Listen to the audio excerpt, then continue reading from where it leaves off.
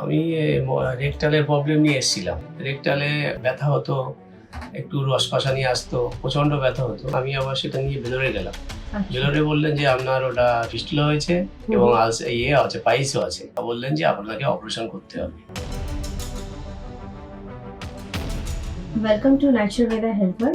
আজকে আমাদের সাথে আছেন বাসুদেব সরকার। উনি নিজের মিসেসের সাথে এসেছেন ডক্টর কেএম সাইফুল্লাহ স্যারের কাছে ট্রিটমেন্ট নেওয়ার জন্য। আসুন ওনার থেকেই জেনে নিন ট্রিটমেন্ট করার পর উনি এখন কেমন আছেন। নমস্কার। নমস্কার। কি কষ্ট নিয়ে আসা হলো আপনার? আমি রেকটালের প্রবলেম নিয়ে এসেছিলাম। রেকটালে ব্যথা হতো, একটু রসপাশা নিয়ে আসতো, প্রচন্ড ব্যথা হতো। তখন আমি অ্যালোপ্যাথি ডাক্তার দেখিয়েছিলাম, সার্জন। উনি বলেছিলেন রেকটালে আপনার একটা আলসার হয়েছে, এবার সেইভাবে ট্রিটমেন্ট চলছিল, তাতেও ব্যথা যাচ্ছিল না। আমি আবার সেটা নিয়ে ভেলোরে গেলাম। ভেলোরে বললেন যে আপনার ওটা ফিস্টুলা হয়েছে এবং ইয়ে আছে, পাইলসও আছে। আচ্ছা। তা বললেন যে আপনাকে অপারেশন করতে হবে। আমি ওষুধ টষুধ নিয়ে চলে এলাম, অপারেশন করলাম না। তারপরে কলকাতায় এসে আবার সার্জন ডাক্তারকে দেখালাম। আচ্ছা। উনিও বললেন যে ইমিডিয়েট আপনার অপারেশন করতে হবে এবং তার টেস্ট সব করিয়ে দিয়েছিলেন। আচ্ছা। এই করতে আমি দেখলাম যে কেএম শহীদুল্লাহ স্যারের অ্যাডটা, এটা নভেম্বরের মাসেই আমি এসেছিলাম ফার্স্ট, এবং 80 দিন ওষুধ খেয়ে আমি 70% ওপরে ভালো আছি এবং ব্যথা যন্ত্রণা আমার অনেকটাই রিলিফ হয়ে গেছে। আচ্ছা, আজকে আপনার সাথে আপনার মিসেসও আছেন। একটু ওনা থেকে জানতে চাইবো কি যখন আপনি কষ্টতে ছিলেন উনি কি দেখেছেন, ওনা থেকে একটু জানতে চাইবো। নমস্কার। হ্যাঁ নমস্কার। কি নাম আপনার? টুম্পা সরকার।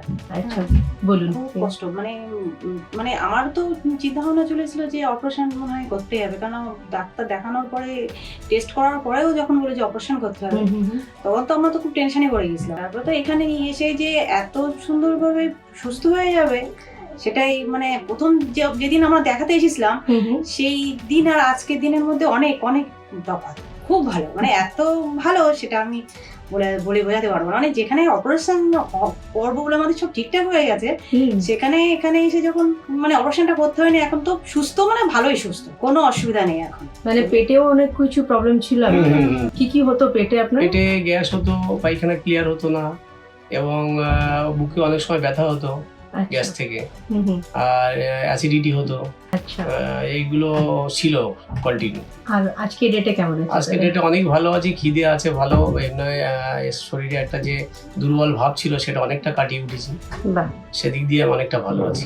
যখন প্রথমবার স্যারের সাথে দেখা করলেন, কথা বললেন, কেমন লাগলো আপনার? তখন তো মানে ভেবেছিলাম যে স্যারের সঙ্গে দেখা করেছি মানে আশা করি ভালো হয়ে যাব, এবং সত্যি সেটা হলো আমার। এবং এখন খুব ভালো স্যার যে এত সুন্দরভাবে কথা বলেন, তাতে আমি আরো বেশিটা সুস্থ হয়ে গেছি মনে হচ্ছে। ওনার সাথে কথা বলেই তো মনে হয় যেন মানে রোগটা আগেই, মানে রোগটা যেন অনেকটা ভালো হয়ে গেল। এসেছে মানে আমার প্রথম দিনই যেমন, আজকেও ঠিক তেমনি উনি দেখান।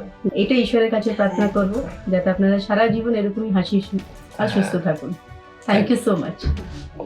मैं बीइंग अ डॉक्टर कमिटेड हूँ अपने पेशेंट के लिए, ईमानदारी के साथ, सच्चाई के साथ, मोहब्बत के साथ उनका ट्रीटमेंट करने के लिए, उनका ख्याल रखने के लिए, उनकी बातों को सुनने के लिए और उनके दर्द के लिए मरहम बनने के लिए।